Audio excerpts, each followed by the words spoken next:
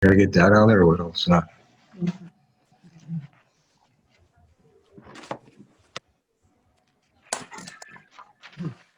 Happy New Year. Yeah, exactly. Happy New Year to all. I want to welcome everybody to January 7th, 2021 Wilton Town Board meeting via Zoom. I hope this will be a better year than last. I want to open that public hearing for the open space recreation and pathway 2020 update to continue. Is there anybody who wants to speak?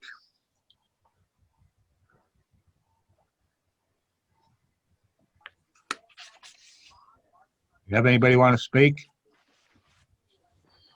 If any of the attendees want to speak for the open space, if they could just use the raise your hand feature in Zoom or the chat features to let us know you'd like to speak. I would give a little extra time. Yeah, we have 14 attendees. I only see Josh. I only see one phone call in. I'm not sure.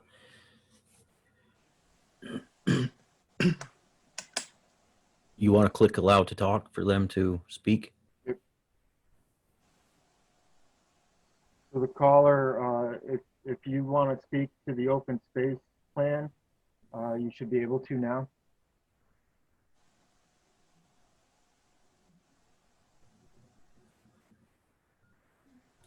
Just make sure they unmute.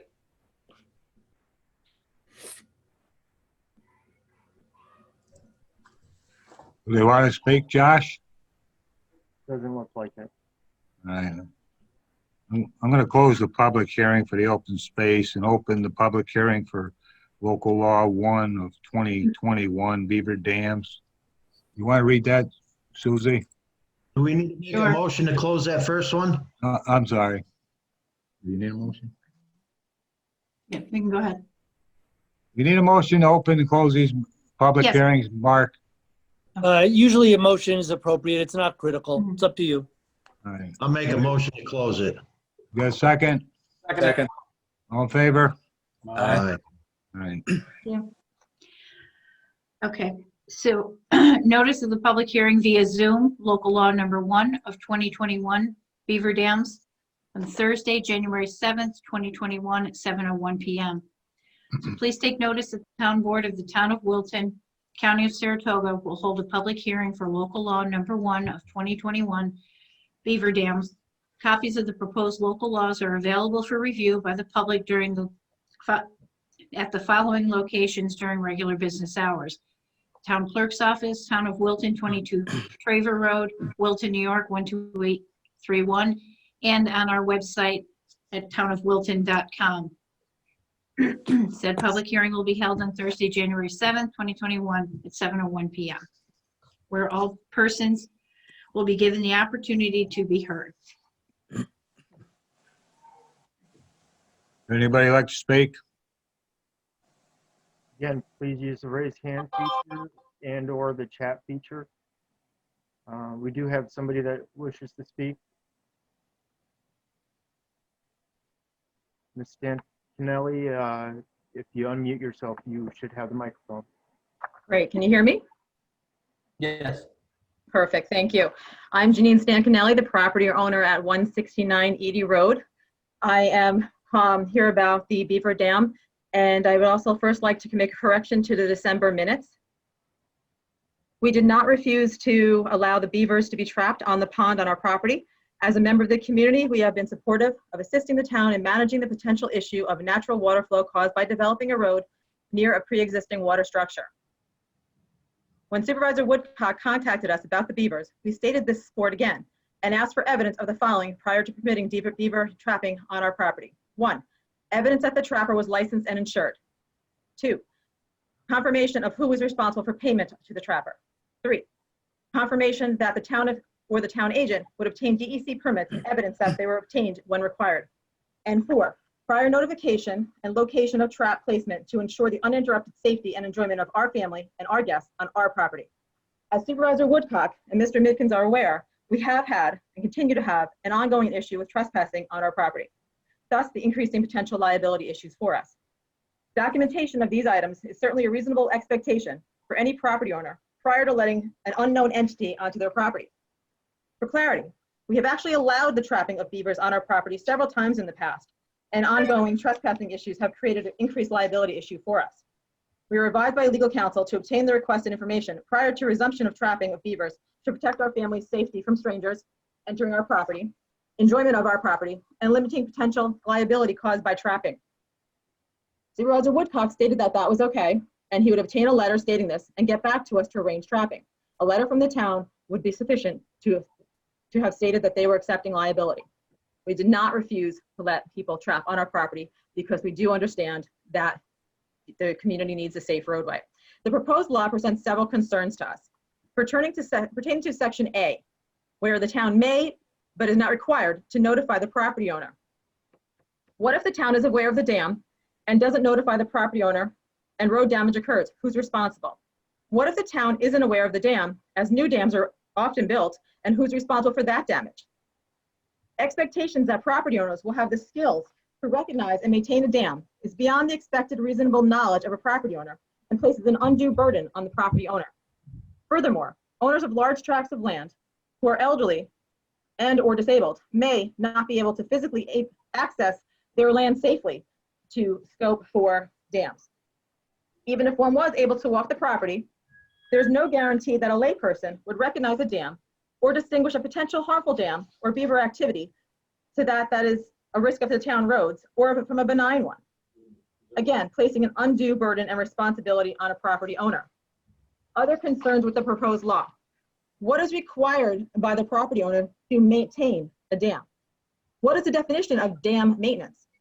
How is the determination of a nuisance beaver determined from a benign beaver? For example, the dam on my property has existed for decades and has helped the ecosystem and has been holding back water from entering Edie Road for decades. Who is to determine if the road's at risk? What factors are determining if a dam is in violation of this proposed law? The flooding that occurred on Edie Road last summer was a result of a once in every 10-year storm. How will road damage from beavers or dam issues be distinguished from an act of God? My presumption is that this can't be determined. As stated in the December minutes by Supervisor Woodcock, the flooding of Edie Road was due to many factors. While the beavers may possibly have been one factor, I cannot tell you that yet. At that point, and up until April of 2021, we have been allowing beavers to trap beavers on our property. So the beaver issue was not contributing to that flood, according to your laws of wanting somebody to access the property to access the beavers. Now, we have also allowed town people to have access to our property to maintain the culvert that is on our property and over the 15-feet line without any problem. So they have been able to do that throughout this. So again, saying the beavers and the beaver dam is the problem has not been a proven entity. More likely, it was due to unusual heavy rain in a short period of time. So who would be responsible then for act of gods, and how would this be determined when this can't possibly be determined? I have lived on this property for 8 years now. It's flooded once. I used to live down the street, drove up this road for 5 years before we moved here. Never saw it flooded. So I can speak back to about 12 to 13 years that there was never any flooding problem there. Why is this law limited to beaver dams? What if a child or other trespasser built on my property? I have 24 acres and I can't be patrolling all of it at all the times. Without my or the town's knowledge, who's responsible for that damage? If a new dam is built after the town and the property owner surveyed the property, who's responsible for that damage? In summary, this law appears to place an undue burden on property owners for long existing natural occurrences, which are beyond the control of the property owner. Thank you. Thank you. Anybody else like to speak? We do have another attendee that would like to speak. I'm going to open her mic now.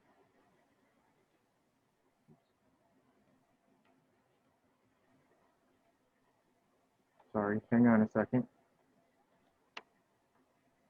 Ms. Strum,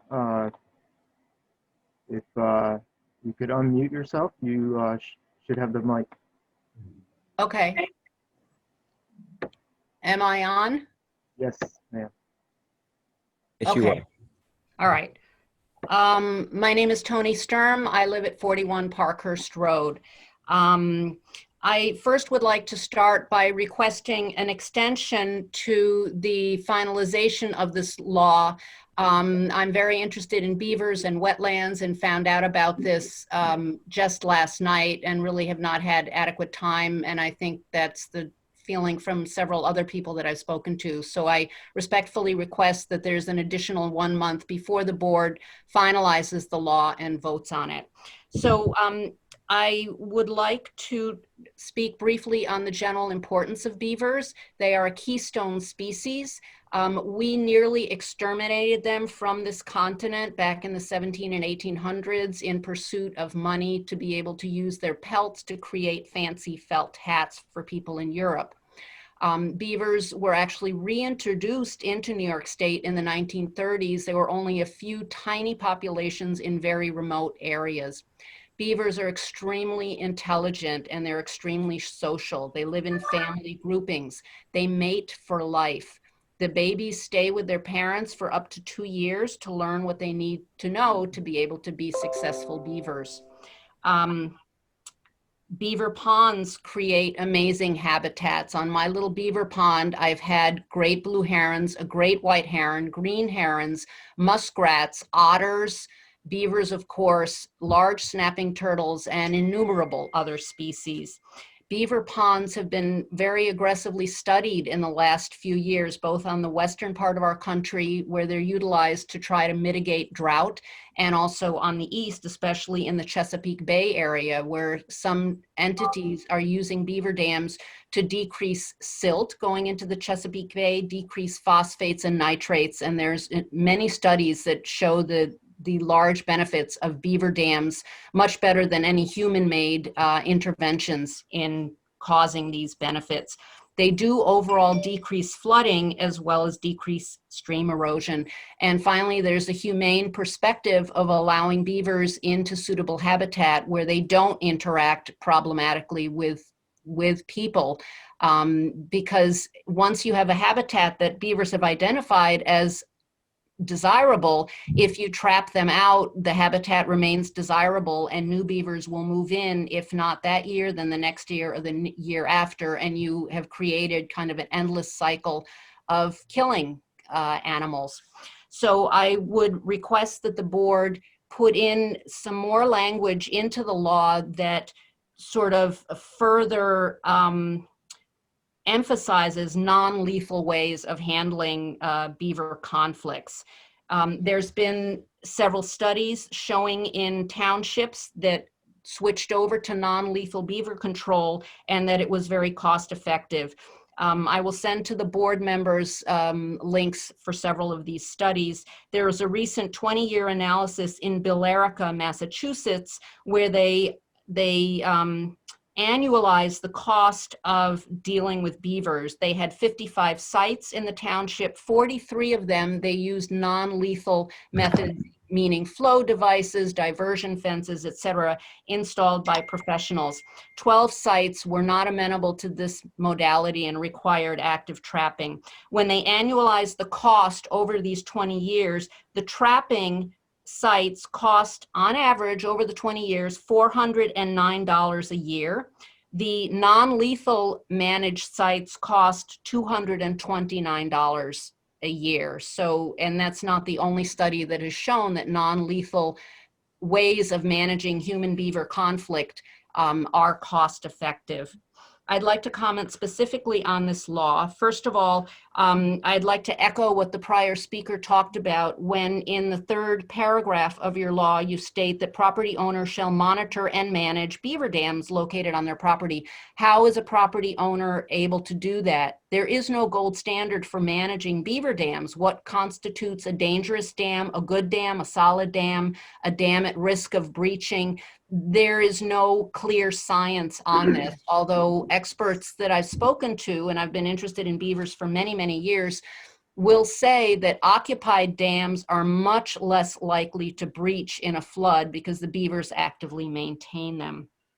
I think that perhaps I think it's unreasonable to expect property owners to actively manage their beaver populations unless the town identifies a site that is potentially problematic. I think the onus of that identification of a potential problem really belongs on the town. Second of all, I think 30 days, if the town identifies a problematic site, 30 days to remedy the problem is really not sufficient. If you're going to do non-lethal modalities, there's two experts. One is in Massachusetts, Mike Callahan. The other one is in Vermont. His name is Skip Lyle. If either or both of them happen to be on vacation or have full schedules, to expect a full resolution of a non-lethal modality in 30 days is a little bit unrealistic, and I would suggest that that amount of time be extended somewhat. Third of all, I think that the town's intervention, if it comes down to that, should also stress a non-lethal modality first, and only if it's not possible to then resort to trapping.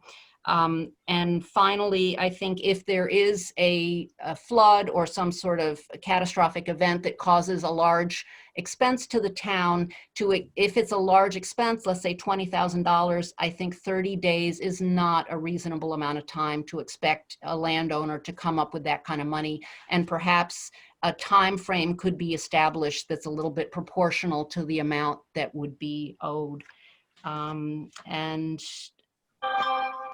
And finally, I would like to offer, on my own property, I utilized one of the experts that I mentioned before, and with the town's permission of both the highway superintendent and the blessing of the town engineer, we installed a flow device in front of the culvert. That was over 2 years ago. It's been functioning beautifully. The beavers have not touched it, haven't done anything there. And I will offer that I will pay 1/2 of the cost for the first 3 sites in this town that choose to install non-lethal beaver interventions on their property. I will pay half of the cost if utilized one of the experts in the field in either Massachusetts or Vermont. And I will finish at that. Thank you very much. Thank you. Tony, Supervisor Land, I will be in touch with you about this.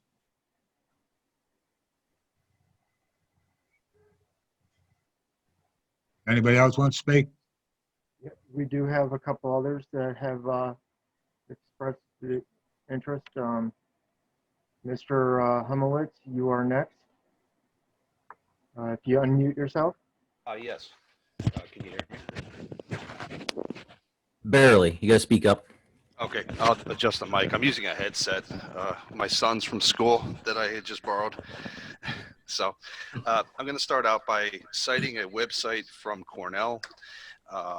It's in regard to roadside beaver screens, like the previous caller had just spoken about. It basically sums it up. It says, keep in mind the maintenance and inspected cost associated with each type of suggested remedy may far exceed the annualized cost of many culvert replacement options. Additionally, increasing the culvert size decreases the probability of plugging by beavers. So in my mind, the problem is the size of the culvert. That is why the town is saying that the pond overflowed and that the culvert jams up and they have a problem maintaining it. Now, I'm going to start out back in 2018, Edie Road was repaved.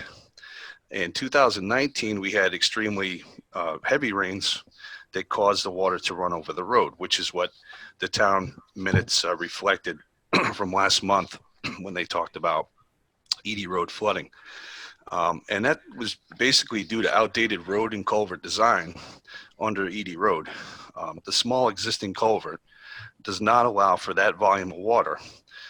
We were getting over 2 inches of water an hour, I believe, coming down at that point. And that's the only time, like my wife had said previously, Janine, that we've ever seen the road flood since we've been here, in 8 years. So that kind of water doesn't come down, every year even. And then I refer to Scout Road Pond, which has a large culvert in the old Boy Scout camp. that would allow for excessive flow, even of that torrential, storm that we had, and it would make it difficult to become clogged by beavers and much easier for the town to maintain. Rather than using the manhole cover that they have out there at our culvert and trying to reach in there and pull sticks out and everything else. It's quite a chore, and I'm sure they don't like doing that. And they don't do it that often. But a larger culvert would allow, even a person my size to get inside there and clean it out. And the beavers would have a tougher time clogging it up. If that's in fact what's happening, the beavers are actually going in there and packing the thing full of stuff. Now, point number 3, the road in that case was not washed away. When the water receded, the road was passable and fine. We drove over it. After the storm, the town decided to raise the roadbed to provide a solution, I guess, for the future so that the water could never go over the road again. Removing the dip in the road, effectively creating a dam to prevent the water from going over the road in the future. Not to repair damage caused by the storm or beavers, as far as I could see. I did not see the road washed out. I'm out there every day. I walk my property all the time. And I could see it right from my bedroom window. So when the town decided to raise the road, that would have been a great time to remove the existing culvert or add another much larger culvert, such as the one at Scout Road, something maybe not even that big, but something twice the size of what they have there now to handle any excessive water. Point number 6, there is a well-known principle of law known as coming to a nuisance. Who I spoke with my attorney, and right away, he apprised me of this. The beaver dam has been in existence since friends of mine from the town of Wilton, who grew up here, who are now in their late 40s, had ridden their four-wheelers as teenagers over the dam. And they told me all about it. They used to hunt back there. They used to ride back there. And we're talking at least 30 years. Many beaver dams in this country have been in existence and unchanged since the 1800s. And there's actually a beaver dam in California that's over 1,000 years old. Mr. Woodcock told me himself that he has walked and hunted the property for over 50 years. I think he said maybe it was closer to 70 years, but he knew every inch of the property and very familiar with it. So before the road was even paved, we're talking, these beavers have been here for a long time and they're not going anywhere. So shouldn't the town have considered the beaver dam in the close proximity of the pond when they originally decided to pave and make road improvements? The pond was here long before the road. The property owner should not be liable for the town's failure to properly design, engineer, and maintain the road. If the town put in sufficient structures to allow the water to pass freely under the road, this would not be an issue. We purchased the property with the beaver dam in place. The beavers don't bother us and we don't bother them. We hardly ever see them even. They provide valuable watershed for many birds and other species of fish and wildlife which live on our property, not to mention the benefit of improving the quality of the water downstream. The beaver pond is very beneficial and beautiful and enhances our land and appeal of our property. As good stewards of the land and environment, we wish to let them be. We don't want to exterminate them. We want our property to remain naturally as it is without the town modifying our land. We originally spoke with Mr. Woodcock about the culvert, and we told him we would allow traps near the culvert structure. And we have, in fact, allowed the trapper that the town sent out to come and put traps in years past. But we did not want them in the back of our property by the dam. We don't want them on the side of our property by our house, and did not want people wandering all over our property. We simply asked for a statement from the town regarding liability waiver for anyone who is not an actual town employee, such as the DPW working on the culvert, which is just regular maintenance. We don't have a problem with that, and we've never given them a hard time about that. Who would we be engaging in trapping, and that we wanted to be contacted beforehand when it was necessary for that person to come onto our property, which I think is pretty reasonable. The town, I don't think that's an unreasonable request, as the town requires waivers for summer camp, birthday parties, insurance, for using the gym or fields at Gavin Park, the Park Fest, and so on. Why shouldn't we have the same protection for people coming onto our property, especially when engaging in trapping where someone could get injured, even if it were a trespasser wandering onto the property? And the town's well aware of the problems we've had with trespassers and all the anguish we've had in dealing with that.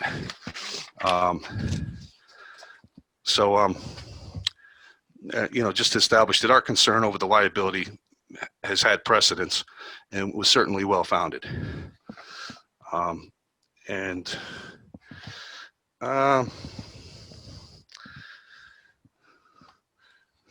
that's Richard, about that's about all I have to say. Richard, can you hear me? Yes, sir. Supervisor Lant, you and the two ladies that spoke, I've learned a lot. If you would, all three of you get on our town website, send me your name and phone number. Myself and the engineer will talk with you. Okay. I sure will. I think we should hold off on. Well, Certainly. let's finish this first. Does anybody else want to speak? Thank you for speaking. Thank you. I think there's one more. We have a couple Two more. more. Just a second. Mr. Horn, you're up next. No, I hate to rush anybody, but there is a 3-minute time. For public hearing, Michael there is? Horn. Hello, can you hear me? Not public hearing. Go ahead, Mr. Horn. Great, thank you. Michael Horn, I'm the Conservation Director at Saratoga Plan. I'm on the agenda for a different item later on, but this certainly raised our interest as Saratoga Plan as well. For anyone who is not familiar, Saratoga Plan is the land trust focused on Saratoga County. We've conserved over 300 acres in Wilton and over 7,000 acres in Saratoga County, including a lot of natural areas, farmland, etc. We certainly have lands that have beavers on them, and we've had great success with some of the non-lethal management solutions that were talked about before. So I would second a lot of what was said by Ms. Sturm and encourage everyone to learn more about it. And maybe I'll just leave it at that and offer as well that we'd be happy to participate and share our knowledge and experience with those to the extent that you're interested in learning more. So I appreciate the language in here about non-lethal management being preferred and encouraged. I note that it is listed in the area where property owners shall monitor. I hope that that preference for non-lethal management also applies to the town as you get to abatement of violation in this document. We find that they help preserve the habitat, the wildlife, the natural services, water filtration that was already talked about. They are more sustainable, beavers tend to return, etc. So I don't want to repeat those points, but I do want to just voice that we support them. I also appreciate the comment that it is difficult for a layperson, typical property owner to know and understand what does it mean to monitor and manage beaver dams. That is not a simple, straightforward thing. Most people do not have anywhere the expertise to be able to do that. So it's not clear what that means or what a typical landowner would do. And I guess in addition, some of those situations do take more than 30 days, so that's a pretty tight time window. That point was also made. And finally, I would say that I hold some concern over unintended consequences. When you get to the liability section, it certainly reads that a landowner, a property owner could be facing a large liability, and the concern of the unintended consequence would be this might drive excessive trapping more than is needed. People taking out any beaver activity, beaver dams and so forth that maybe don't pose a risk, but they worry about the potential liability. And so I would just hate to see that happen. I can't say if it will or will not, or what the human behavior would be in response, but certainly would want to bring up that concern. Saratoga Plan cannot take any position on something like this unless we go through our board of directors. So I'm just sharing thoughts and concerns and ideas. We would welcome more time to take this to our board of directors that they could discuss it if Saratoga Plan has a particular position. to offer, but I certainly can offer that we'd be more than happy to partner with the town to help find more information and drive that learning process if it would be helpful. That's all. Michael? You there, Michael? Yep. If you would, go on the website and Supervisor Lance, send me your phone number with your name. I'll be in touch. Will do. Thank you. And I'd like to, Thank you. Supervisor, I'd like to touch on that a little bit, on that last comment, as a landowner, not as a councilman or as part of the town as a landowner. And as you know, we've lived here since like 1974, and I know you lived on Smithbridge Road as well. And behind your house, if you remember back in the 70s, the water was like 8 or 9 feet deep. And it went right behind my house where probably the largest beaver dam in the town was located. Now I look out my backyard and I see 6 abandoned beaver huts where the beavers used to, which was a nice place. It didn't do any damage to the town, but that's when Saratoga bought the land and removed the dam and removed the beavers. So when you get big government involved, we may be looking at a bigger issue. So I mean, Right. try I agree. to avoid this the best we can and come up with a Yes. simple solution. Right. No, I agree. Done, John? Yes. Any other speakers? We do have one more. Mr. Hale.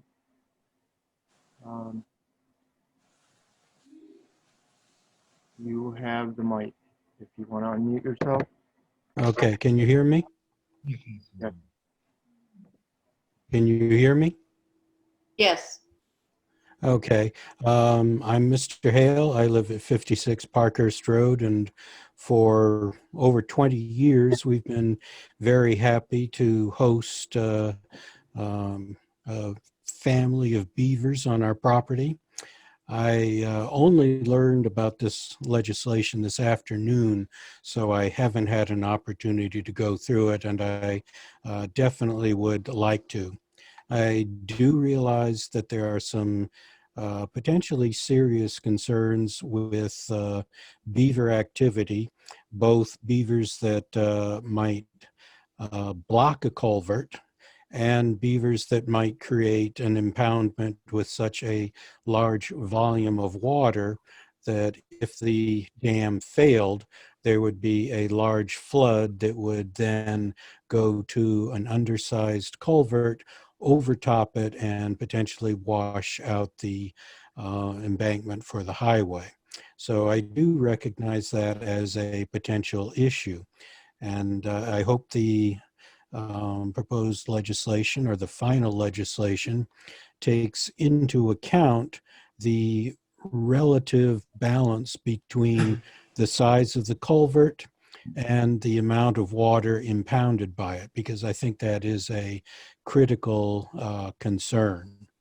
So until I can see the legislation, I don't think I can make more comments than that. But I definitely don't want to see legislation that makes landowners very anxious and unwilling to permit beavers onto their property because of the potential liability. So I'll leave it at that. Thank you. Thank you. Mr. Hale, same thing. If you look at the website, give my Supervisor Lance email and send me your cell number if you would, and name. I will be in touch with you. He's off. Anybody else? We have 2 callers. I'm going to go ahead and open up both of their mics in case they want to speak.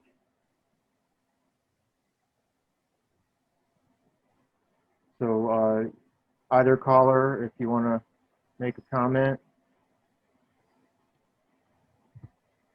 Looks like they're muted.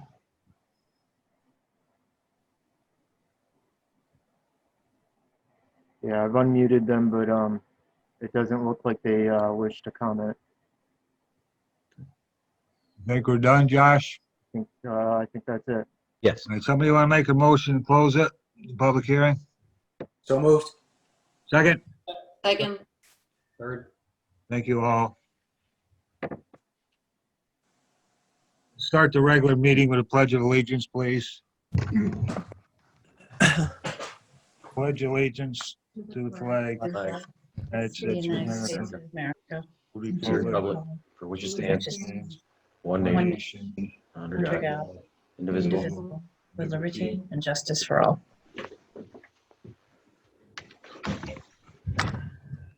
Roll call, Susie.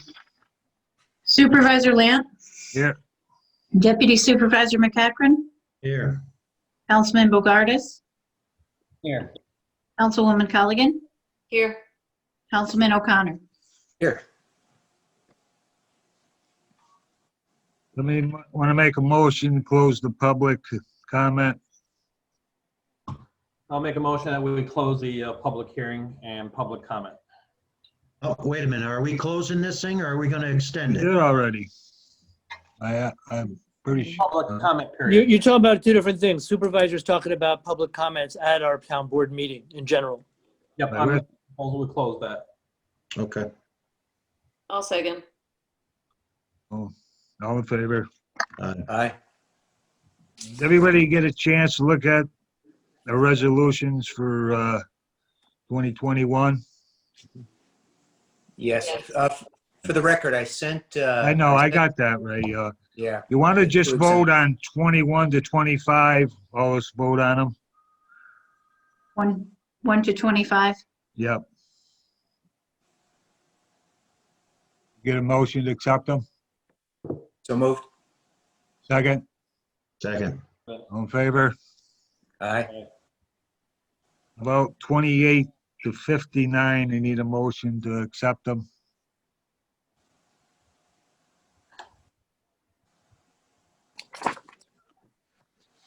Get a motion? Make a motion. Second? Second it. All in favor? Aye. Passed. Okay, you want, let's do a separate for, they both do with banking. Let's do them both together, 26 and 27. We want to make a motion to accept them. Make the motion to accept them. Both second. Second it. All in favor? Aye. Aye. And You one- abstain, Ray? Yes, one abstention. All right. Thank you. Passed. We want to everybody get a chance to look at last month's minutes, and somebody want to make a motion to accept them? I'll make a motion to approve the minutes. Second? I'll second. All in favor? Aye. Passed. Can I go back one real quick to that resolution, the banking stuff?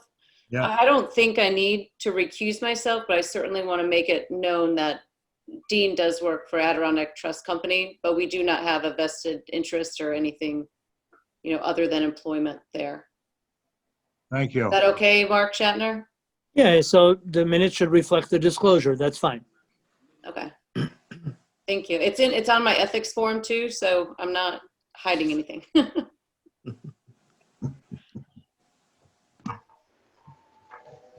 Okay, number 6, open space pathway and recreation 2020 update. Do you want to speak about that, Ray? Yes, over the past year, in fact, it was January of last year, when I first met with the LA group and started working on the revisions to this with Ryan. And in the course of the year, and especially in the last 2 months since the public hearing was initiated, we got a lot of feedback from Ryan. We got help from Josh with the maps and other technical issues in the plan, and also a lot of input from Margot Olson, Linda Baker, Wendy Mahaney, Joanne Kleptatar, Maria Traubka at Plan, Mark Marino down at the park as well. Most of what changed in the plan are just updates to the trail systems, updates to improvements that have been made down at Gavin Park, the additions of a couple of projects that are somewhat in their infancy, the Palmertown Range Trail, and also a community forest project, which we're going to talk about in a little bit. Let's see. We updated a bunch of charts about demographics, and that's, I don't know, that about sums everything up. The document is also a lot shorter than it was before. There was a lot of repetition in the original draft, and so we pared this down quite a bit so that it's more easily managed and more readable for either town officials or anyone in the town who wants to read through it. Ryan, do you have anything else to add to that? No, Ray, I think you hit it. As Councilman Ray O'Connor said, it's condensed and a little bit easier to read, and hopefully more people will read it. And, it's obviously, it's a document that I think should be, a working document as things progress with open space trails and pathways plan. We'll be making modifications, and then eventually at some point, in the future, update it again. So. Yeah, I noted on the agenda that it says the 2020 update. We're labeling it the 2021 update since we're in January 2021. I want to thank Ray and Ryan for all the hard work they did on this. We have to. We need a motion. Mark, you have to speak first on the CEQA. If you want to do secret review of it, I think it's Do we have to? I think it'd be appropriate. It's a significant thing, and I think that an environmental assessment form has been prepared, and I think you've all received it. And I think it describes the project very succinctly and very accurately as the purpose of the open space, recreation, and pathways plan update is to establish a strategy for the preservation of the diverse agricultural, historical, recreational, and scenic open space lands that strongly influence the quality of living in the town of Wilton. I think that's a very appropriate description, and it looks like somebody prepared that on November 5th of 2020, a few months ago. And if you want, we can go through the environmental assessment form part 2 questions. This is sometimes ironic because we're talking about potential environmental impacts of something that I think all would likely agree can only have beneficial impacts. But nonetheless, as a matter of T crossing and I dotting, we can run through the questions quickly. I suspect the vast majority will be answered no. There may be a couple of questions that you want to answer yes, that it will impact, that the impact will be beneficial or positive. Is the board ready for me to run through the questions? Yes. All right, question 1, impact on land. Will proposed action may involve construction on or physical alteration of the land surface of the proposed site. The proposed site is the entire town, obviously.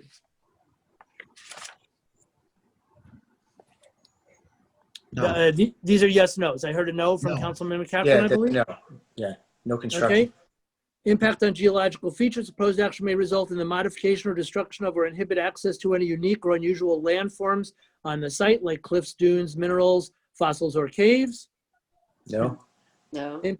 Impacts on surface water. Proposed action may affect one or more wetlands or other surface water bodies like streams, rivers, ponds, or lakes. No. Impact on groundwater. Proposed action may result in new or additional use of groundwater or may have the potential to introduce contaminants to groundwater or an aquifer. Nope. No. Impact on flooding. Proposed action may result in development on land subject to flooding. Nope. No. Not sure what's on the screen. The screen might be the short environmental assessment form, right? It looks like it.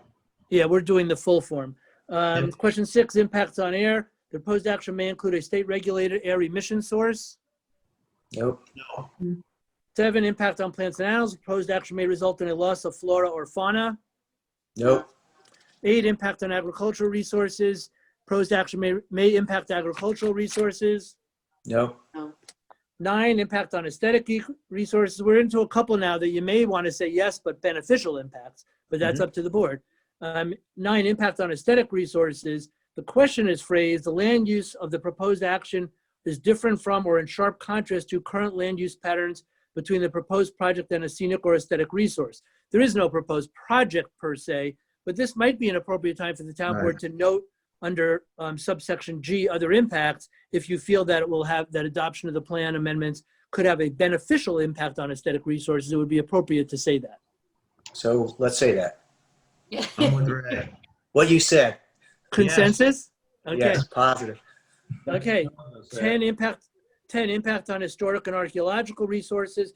The proposed action may occur in or adjacent to a historic or archaeological resource. We have some in our town. It might be another place to put the similar note. Yes. Yes. Agreed. 11, impact on open space and recreation. The proposed action may result in the question is, proposed action may result in a loss of recreational opportunities or a reduction of an open space resource or as designated in any adopted municipal open space plan. The action is in fact adoption of amendments to the municipal open space plan. Again, might be a place to say yes, but with the beneficial impact. Yes, for the beneficial impact. 12, impact on critical environmental areas. We have none designated in the town of Wilton. 13, impact on transportation. Proposed action may result in a change to existing transportation systems. No. Impact on energy. Proposed action may cause an increase in the use of any form of energy. No. No. Impact on noise, odor, and light. Proposed action may result in an increase in noise, odors, or outdoor lighting. Nope. No. Impact on human health. Proposed action may have an impact on human health from exposure to new or existing sources of contaminants. Nope.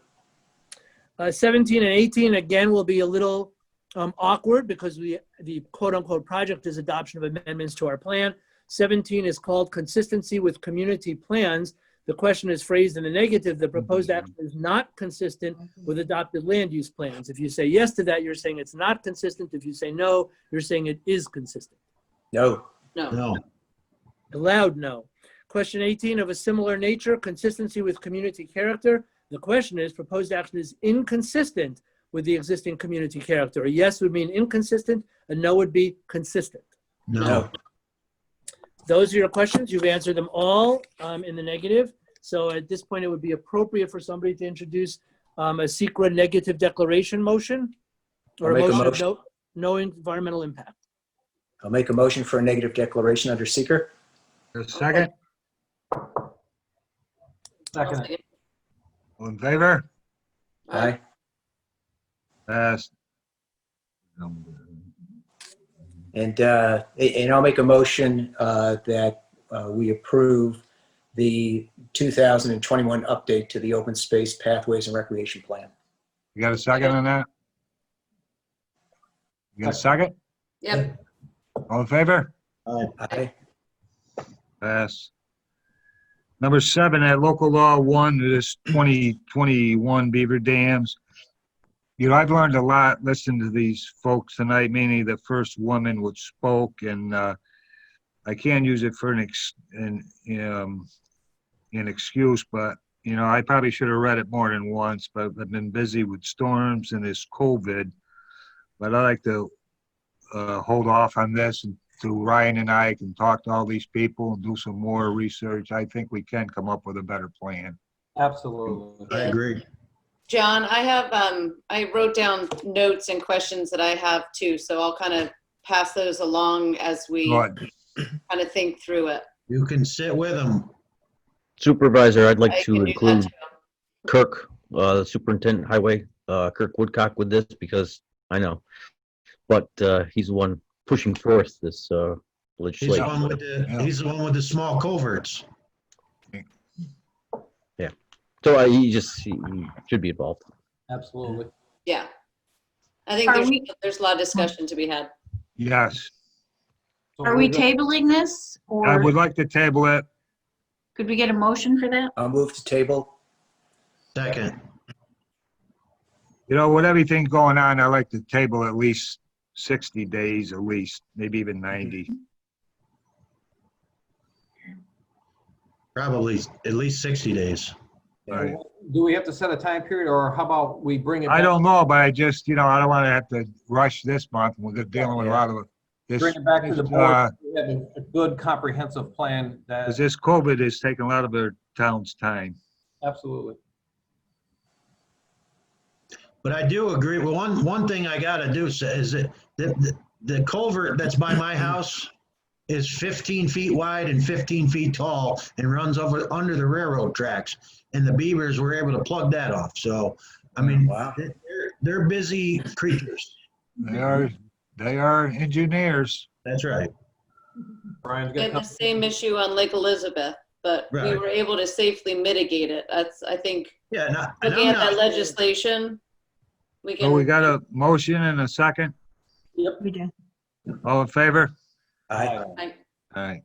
Number 8, real property tax law. Temporary suspension, modification, remove requirement for exception renewal through 1/17/21. Need a motion and a second, accept that. I'll make the motion, we accept it. Second. All in favor? Aye. aye. 9, Saratoga Plan Land Conservation, Vinsec Farm. Ryan, I'm gonna let you and Mr. Horn speak. Okay, I think the board received an email from me today outlining what's being proposed here for the Vinsec farm. I think everybody realizes that the Vinsecs would like to place their farm in a conservation easement for it to be forever agricultural use. Similar, some of you may recall, Tooker's farm was put in a similar situation like this and put under a conservation easement for forever agricultural use. Similar, the Vinsec family would like to do that. The only, I'll call thing we need to consider is possible parking issues at Gavin Park. The Gavin Park utilizes the open field for overflow parking.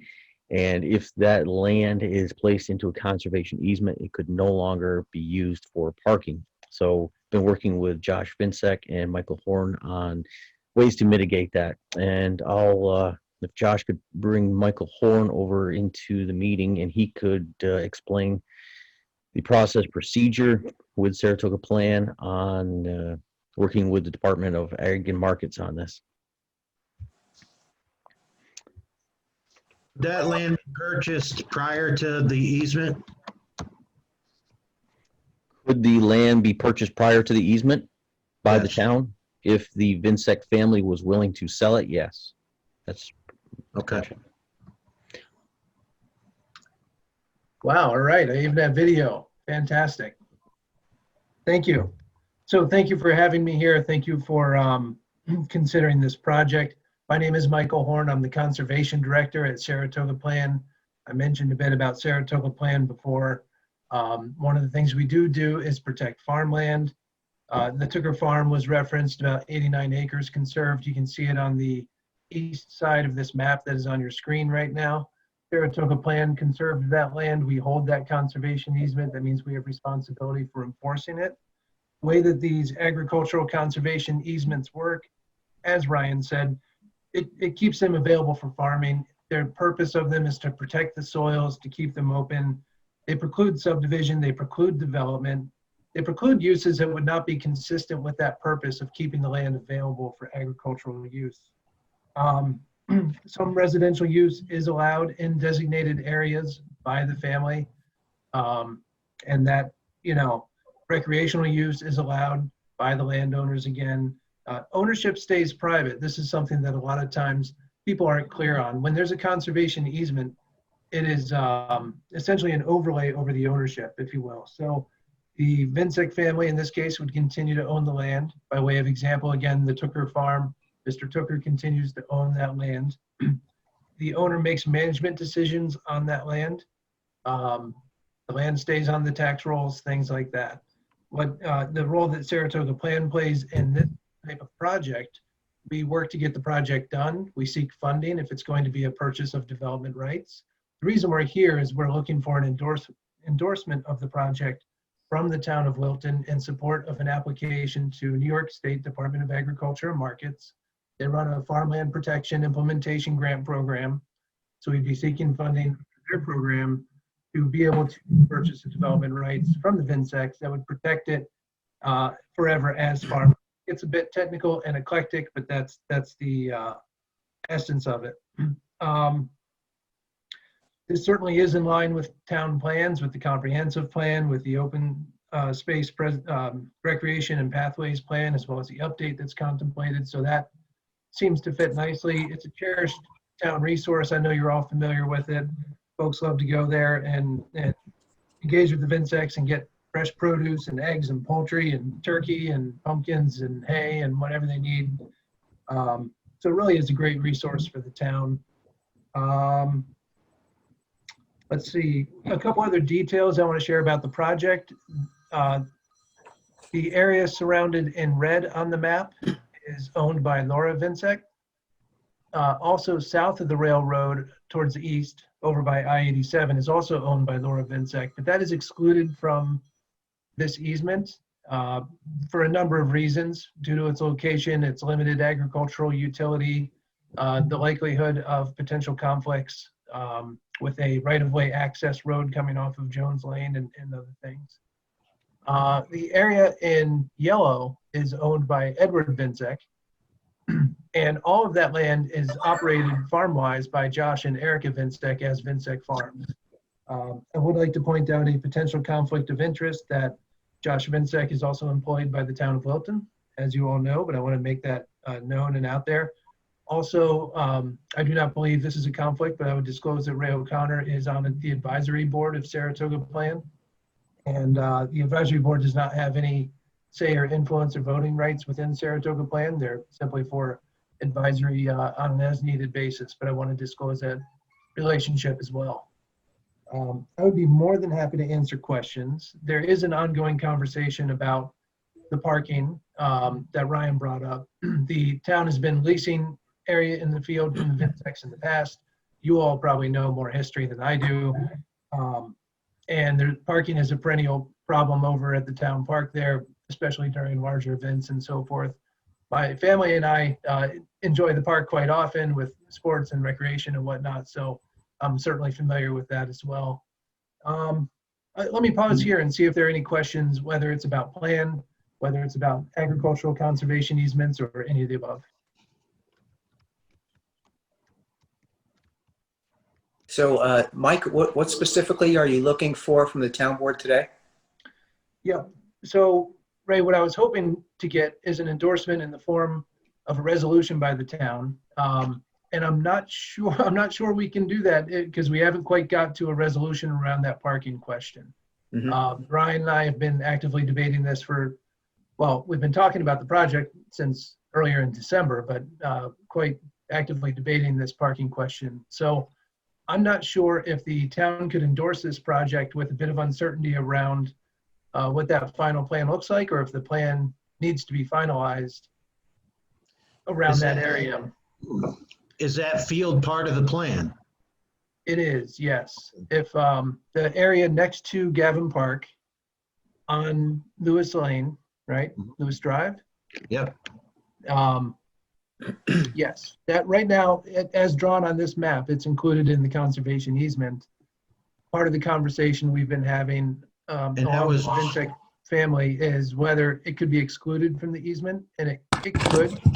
That is something we could explore, such that, let's say, a certain portion of land could be excluded from the conservation easement, meaning it would not be subject to the conditions that would preclude parking on a protected farm field. If we do I've got that, some questions I'm waiting to get back from the Vensex. okay, I think we all know what they are, so I myself would like to hold off for a month or two before we make a decision. I'm for, preserving our farms and all that. Absolutely. Big believer in that. I thought we were utilizing the park for the parking.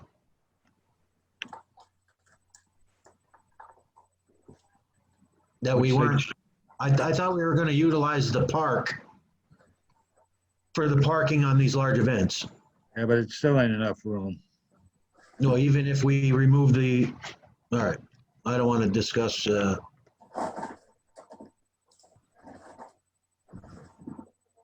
I'll sit down with Ryan on it. Yeah, John, I sent out an email earlier with a PDF attachment that kind of shows something that is potential, excluding some land from this conservation easement. If the Vinsek family is agreeable to that, then, that's something we could move forward with. If Well, like I not- say, I don't want to make a decision myself right now, and, I'd rather get some facts from them first and then go from there. But I'm a big supporter of farming, believe me. I Absolutely. believe we all are. For the town board, I'd like to state I'm fine with that, Supervisor Lamb, taking some time. But time is of the essence a bit, such that there is an open grant opportunity with a bit of a hold up with New York State funding in the background. As we all know, the state is slow right now. We would like to, as soon as reasonable, get to Yes. resolution on this. I know that is not squarely in the town's responsibility, but to the extent that, let's say, this can be resolved in the next roughly 2 weeks or so, it would be extremely beneficial in order to get in line for what is essentially first come, first serve funding opportunity. So I just want to share that, a bit of a sense of urgency around getting towards getting this grant application in. That is not to create undue pressure on getting a good resolution to the issue. Can we do an emergency hearing for? No, it's probably gonna have to wait 30 days, John. All right, that's what I figured. Yeah, we know about time schedules. Yep. I'm for that. It all seems great. The only part, we just need to figure out that parking area. Just come up with a solution in there, and I think the All rest. right, we just want to come up with a yes or no and move on.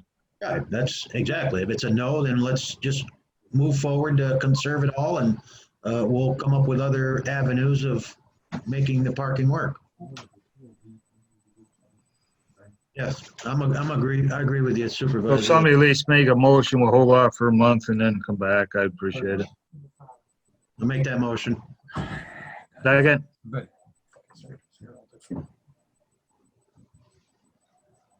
We have a second?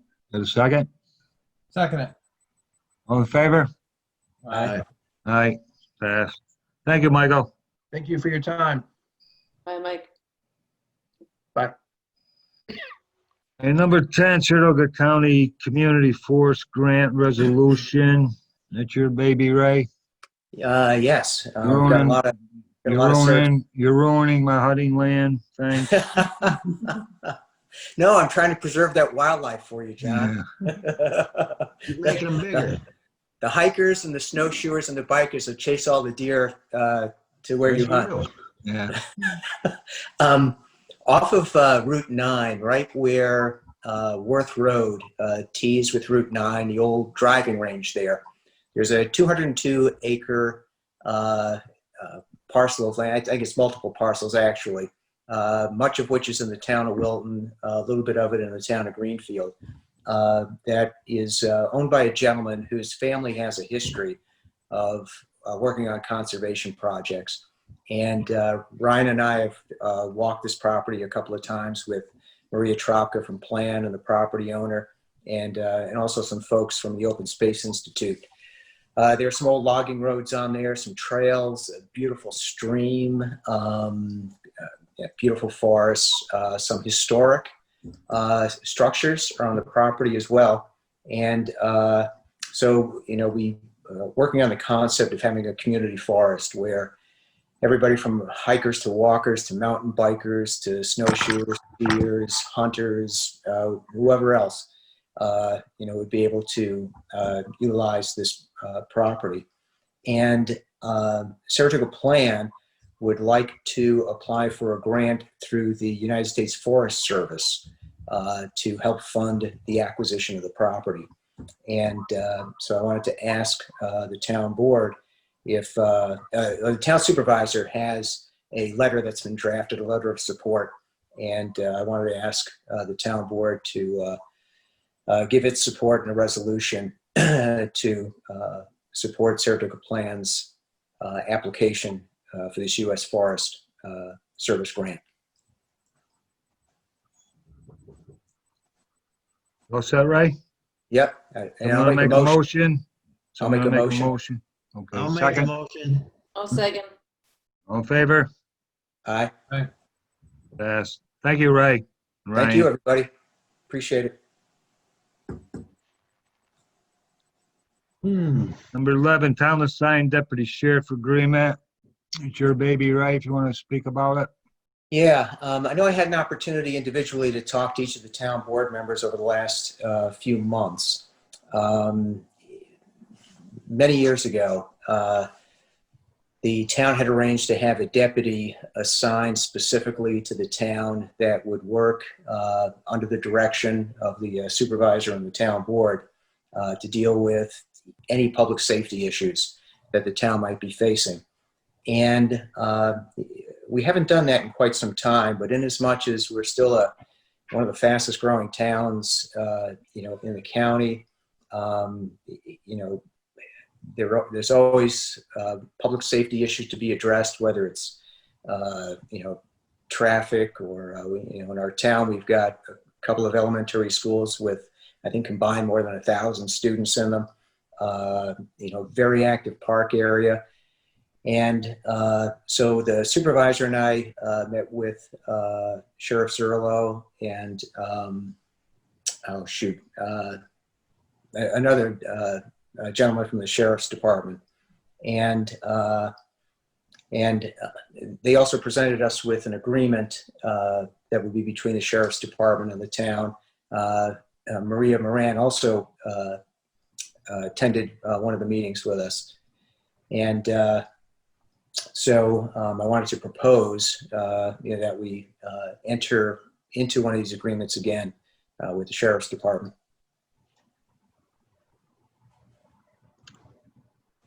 Now, would this be a temporary 1-year trial, or are we talking? The 3-year contract, but we can get out anytime.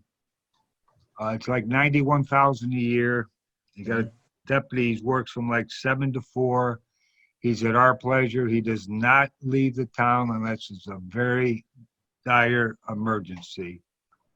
He's at our direction of what we want done, post the speed limit, crime areas we think, a drug area we like to patrol. Yeah. Yes, as the supervisor mentions, the 3-year contract. I think there's a 90-day notice period by either party to terminate the contract. The contract also. What kind of contract can be broken both ways? Yes. That's a contract? Last time we had a sheriff's deputy, we shared him with, I believe it was Clifton Park or somebody else. This Right. deputy is going to be. It's all ours. It's all ours. Exclusive. Okay, good. Yeah, Clifton Park has, I believe, 3 deputies under contract. 4. 4? Wow. 2 shifts. So do they get a discount? Yeah, it's $600,000. Wow. But, I think we have a pretty safe town, and I would really like to see it kept that way. Yeah. That's a great idea. I'd be happy to make that motion. Yeah, I think with the schools is what sold me on the idea, because of SRO officers that aren't available anymore. And Is this in addition to the SROs? you're saying that they could patrol the schools? Do whatever we want. Yeah. Currently, there's an SRO that is assigned to Maple Avenue that has the flexibility to go to Dorothy Nolan and the Greenfield Elementary School.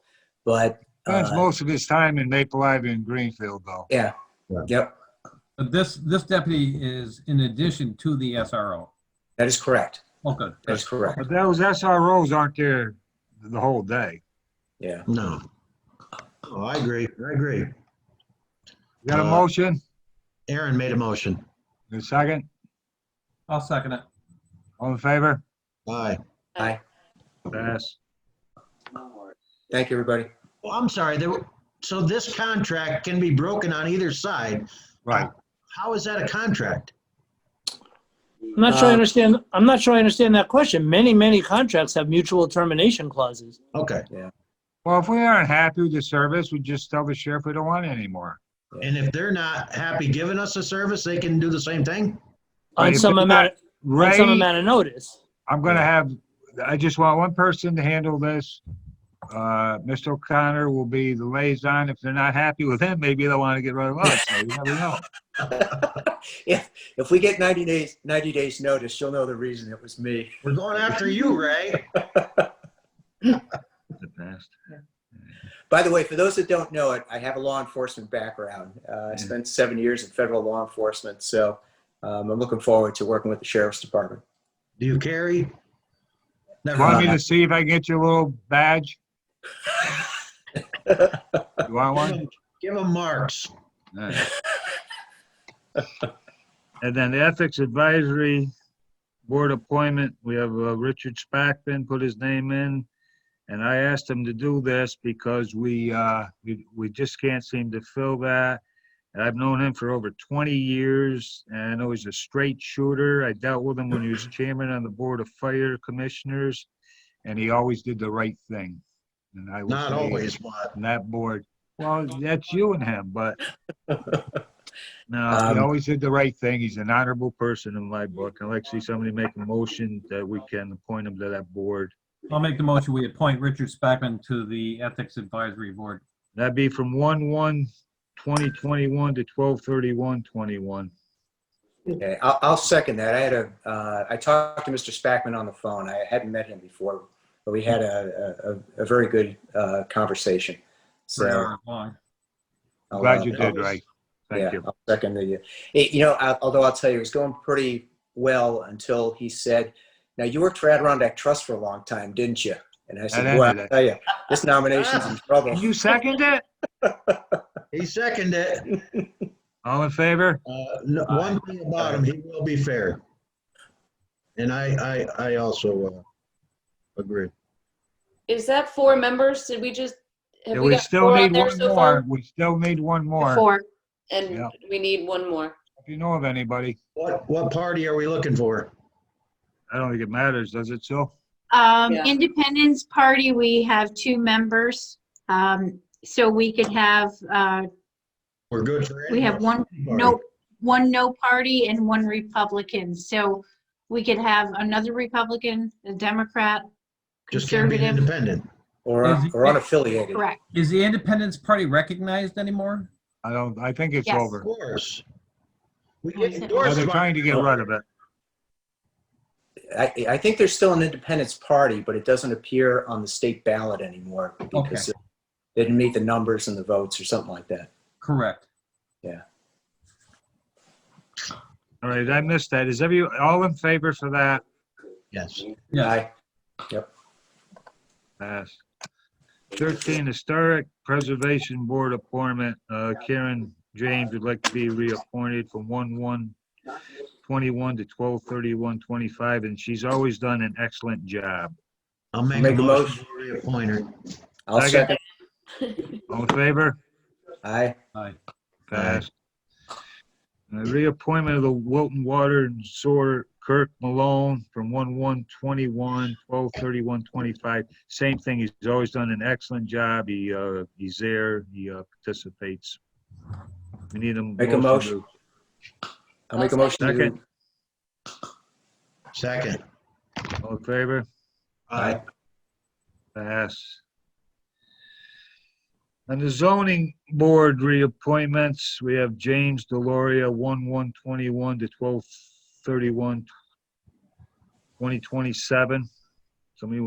He's same thing. He's always done a great job. Can we do all 3 of these? Well, you got different dates. You want me to All right. read? All right. Can we do them all at once, Mark? You could say something like move to appoint for the terms listed if you want to say. Yeah, I'll say that. I thought you said that. I thought I heard him say that. I did on Deloria. You got Jay Raffleberry, first alternate, 1/1/2021 to 20/31/21, and Christian Clark, second alternate, 1/1/21, 12/31/21. Somebody want to make a motion to reappoint all 3 of them to the zoning board? So moved. Second. All in favor? Aye. Pass. Wilton Planning Board of reappointment. Michael Dobus, member, 1/1/2021 to 12/31/2027. David, how do you say that, Susan? Talfamo. Califamo, first alternate, 1/1 2021 to 12/31/2021, and Michael Coleman, second alternate, 1/1/21 to 12/31/21. Somebody make a motion to reappoint them three. I'll make So a motion. moved. A Second. second? Second. All in favor? Aye. Aye. Passed. Like all Americans, I am outraged by the violence, lawlessness, mayhem. Who's got the news on? Anybody got anything on the committees? Gavin Park's ice skating rink's been filled today. Oh, really? Oh, nice. How about that drainage problem? That's That's done? what I got for there. It's filled up. As far as I was told by John King that it was filled today.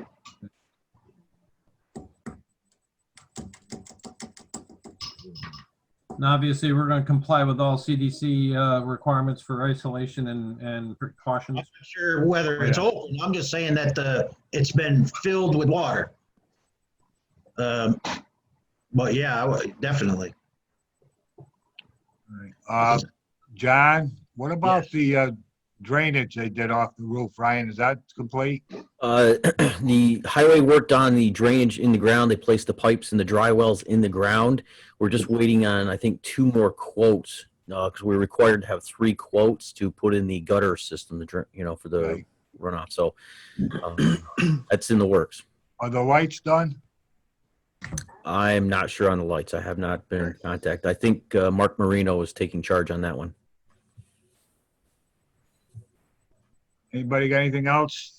I spoke with Robin last week. Again, seniors are doing pretty well, just being careful. Just want everybody to know that Frank Prillo at Scotty's gave coupons for all of our seniors for a free breakfast. Yeah, he told me that. If they are not comfortable, obviously, going in, he did make it available for them for curbside pickup. Yep. So Robin was picking up those certificates and delivering them to all of our seniors right around New Year's. So just want to say thank you to Frank. Yeah, I stopped here yesterday and he told me I thanked him. For the free meal or just a stop? Free breakfast. Here's something. I paid, okay?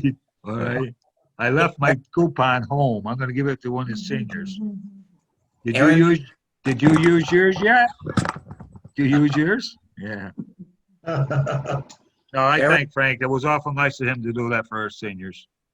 Yeah. Aaron, can I ask you a question? Sure.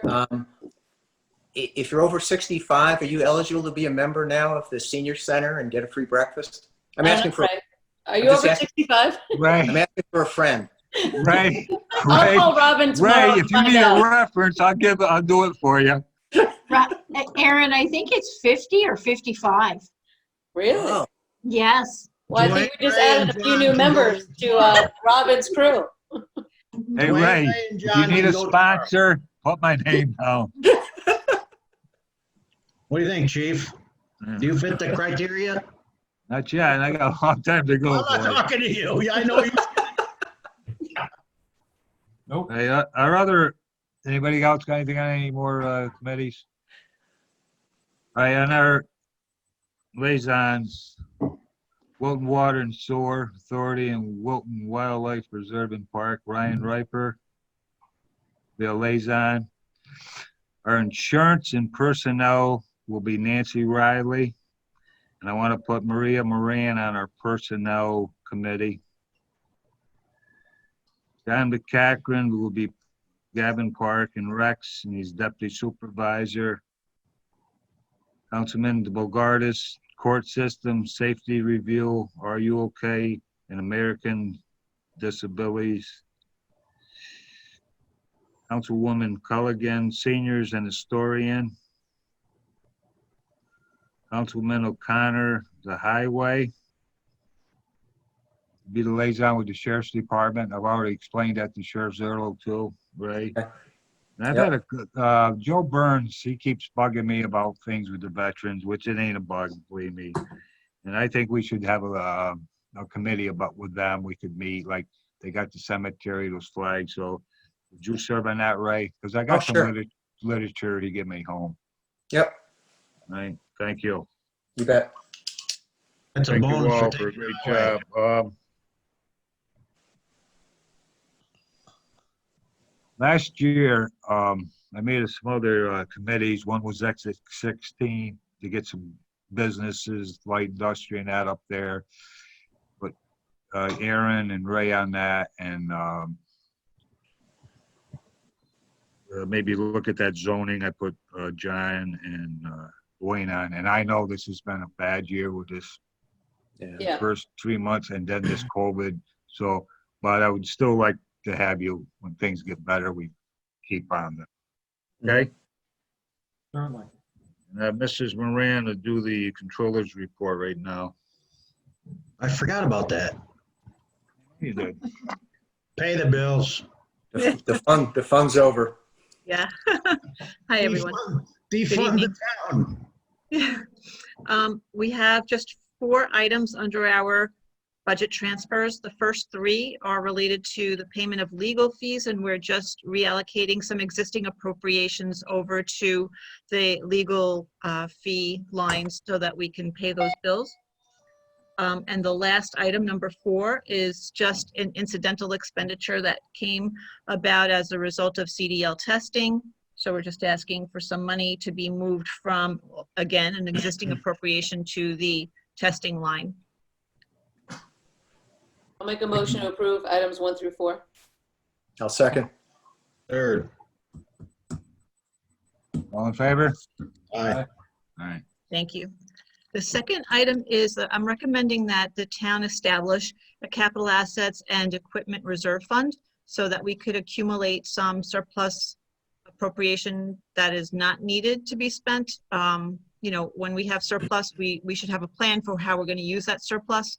So creating this reserve fund will enable us to plan for how we want to use it so that when, you know, items come up that we need to spend money on, be it equipment or capital improvements, we have the means to do so without negatively impacting that current year's budget and taking money from fund balance, which we want to avoid. So this would be a type classification of reserve fund, meaning that the town board has to approve the establishment of the reserve fund, but in order to make deposits into the reserve fund, there is no needed approval. But when we make a withdrawal from the reserve fund, we do need board approval. So there will be oversight, board oversight. There will be reports to the board in terms of how the money is being spent. We inquired with the Office of the State Comptroller just to be sure that it is possible to have this broad category. And we also asked Mark Schachner, who was very helpful, and we really appreciate that. Thank you, Mark. Just because we didn't see anything in any existing literature that enabled us to establish a reserve fund that would encompass both capital improvements and equipment. But we didn't see anything that would say that you can't do that. So we just confirmed with Mark and with the Office of the State Comptroller to be, you know, really assured that we can do this, and they said yes. So that's the proposal that we're going to try to do. Maria, I have a quick question. Sure. Setting aside that kind of fund, obviously in the last year and a half, we've had some interesting storms. But same thing with the COVID and our sales tax decrease during that time. Is this reserve fund something that can help fix that budgetarily? Like if for some reason our sales tax were to ever dip because of a pandemic again? That's a or very is good this question. actually Yeah. for like a capital expenditure? Correct. It would be for the capital or equipment fund. So it can't be used to plug a deficit. It can't be used to offset a decrease in sales tax. So we have a fund balance policy that enables the town to have an unassigned, unappropriated, unencumbered fund balance. And we included language for 2021 that enabled the town to accumulate up to 100% of our ensuing year's budget so that we have this surplus money set aside to cover exactly those types of things that you just brought up, Erin, which would be, you know, catastrophic loss of sales tax revenue or something that would be 100% of the budget. So we have this surplus that we're carrying to enable us to use it for those purposes. This reserve fund that I'm asking to establish would be to cover capital improvements and equipment only. Maria, is there a standard formula for funding a capital reserve account of this type, or is it based strictly on our own town's financial standing? So yeah, it would be based on, what happened during the year, how much surplus do we have that we could increase our deposit to that fund by.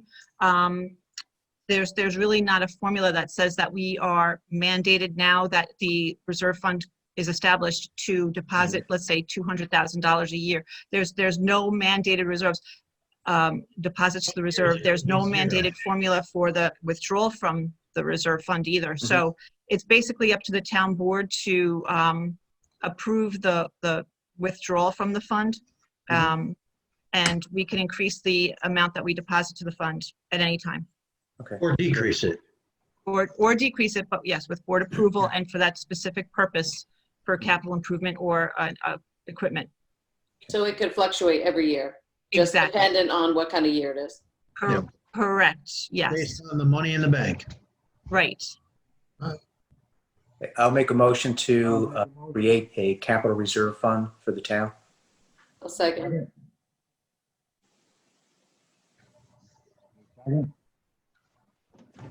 All in favor? Aye. Aye. Thank you. And, no, I don't want to, no.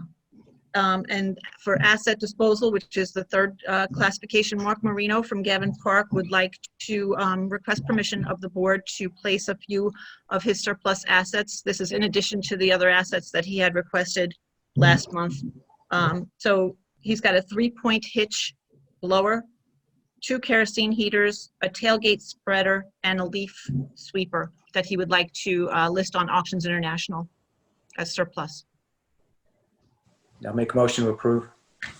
A second. Any of these equipment that he's trying to sell useful and for like buildings and grounds at the town complex?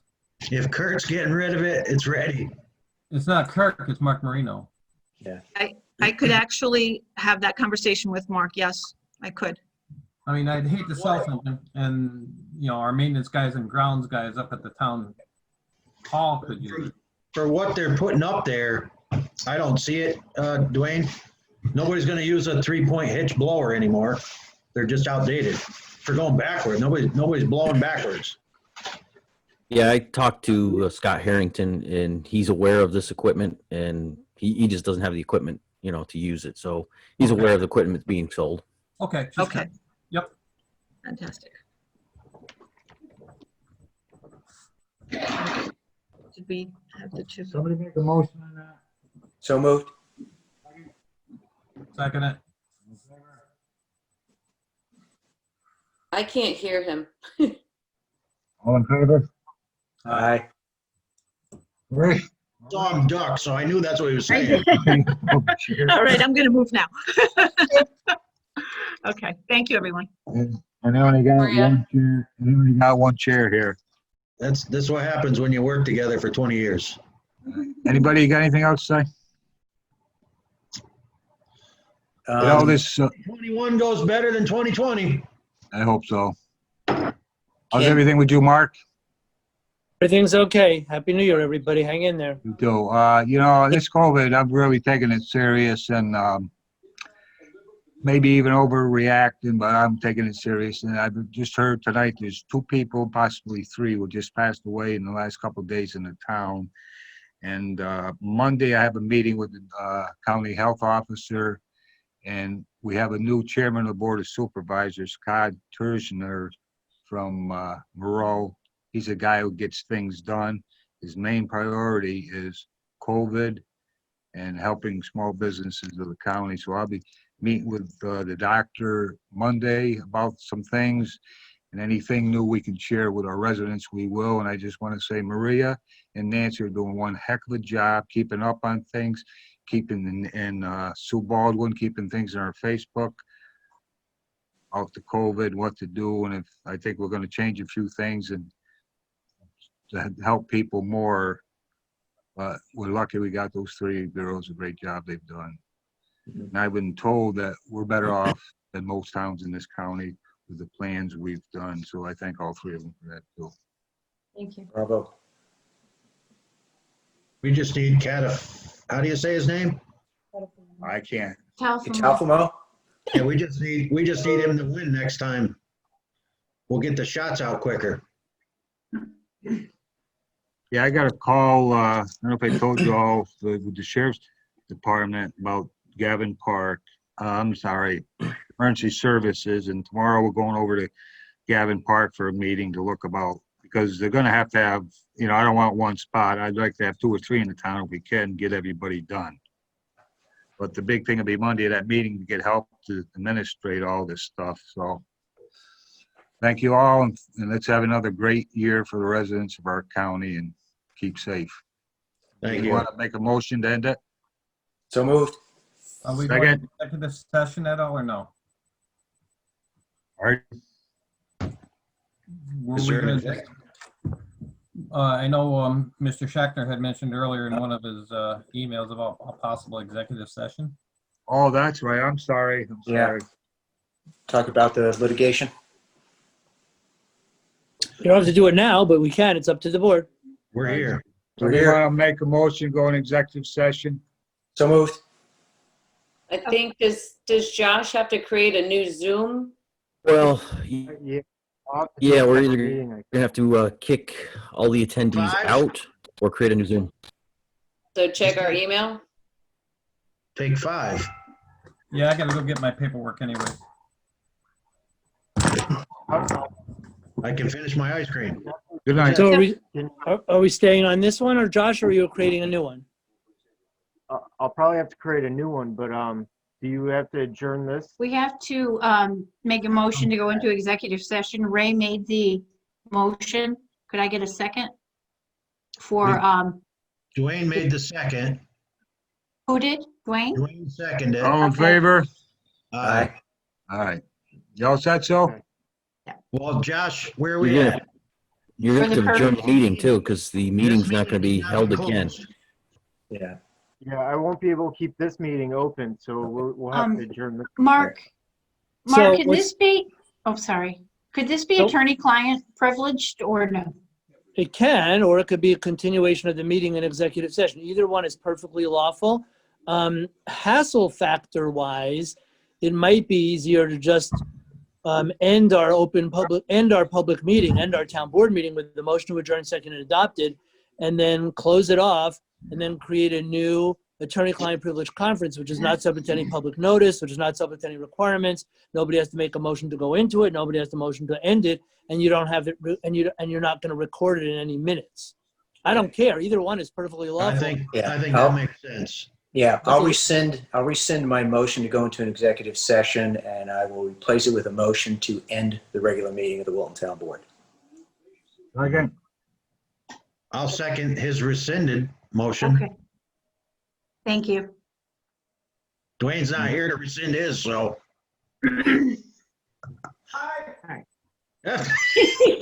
All in favor? Okay. Aye. Hi. Got a quorum. Okay, so